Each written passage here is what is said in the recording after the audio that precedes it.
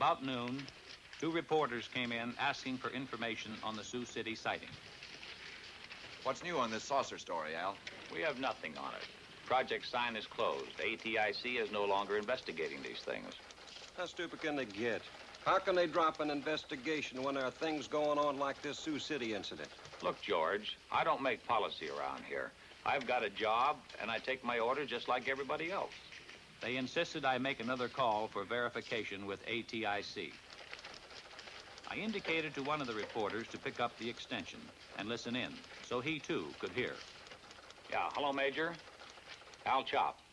A couple of reporters here want some information on Sioux City. Look, Al, the answer is the same. The project is closed. I told you that before. Yeah, thanks, Major. You heard the man. This thing doesn't add up. Those men saw something up there. Oh, there's probably some simple explanation for it. Don't tell me you guys believe this saucer bunk. You're just sitting on a story, Al. Well, you believe what you like. But personally, I think this whole saucer business is pure, unadulterated bunk. One day, shortly after the Sioux City incident, I went over to get a story on a former German scientist. Area B was a maximum security section. The story appeared in the New York Times. I had obtained the background on the scientist from the files. He was formerly one of the top men at Peenemünde, Germany, one of the key figures participating in the successful development of the V-2 rocket.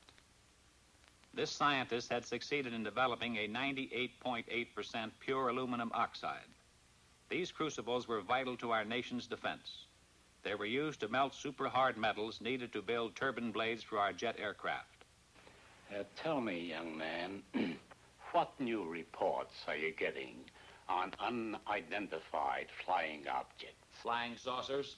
Oh, they keep coming in every once in a while, but we don't take them too seriously. Oh, no? Of course not.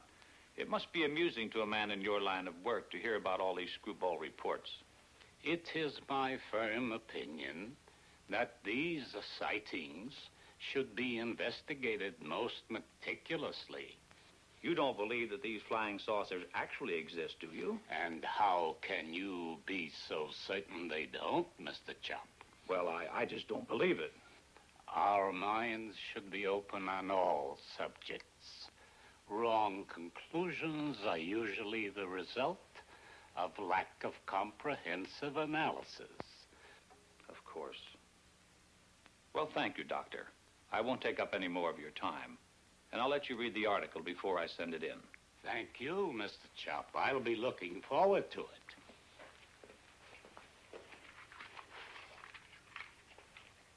Later that same day, I paid a visit to the Public Information Officer for Air Materiel Command. It was his job to know everything that was going on. I brought up my interview with the scientist. He's a top man, isn't he, Colonel? As good as they come. We got on the subject of saucers. He seemed to lend credence to their existence. At least he doesn't deny it. Well, he's not alone in that opinion. I don't understand, Colonel.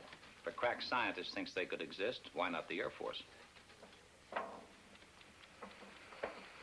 Al, I'm going to let you in on something. Somehow security was breached on the code name Sign. Every news agency knew that Project Sign meant saucers.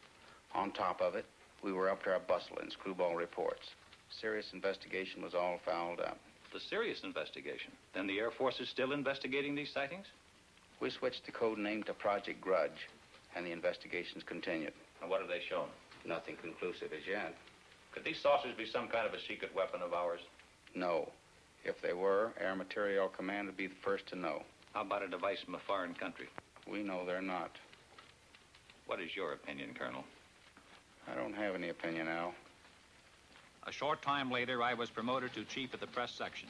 From then on, there wasn't a moment when I didn't have at least one reporter hounding me for information on saucer sightings. Got a question, Al. Boys down at the office would like an honest answer. Project Sign is closed, right? That's right. Has the Air Force set up a new saucer investigation? No.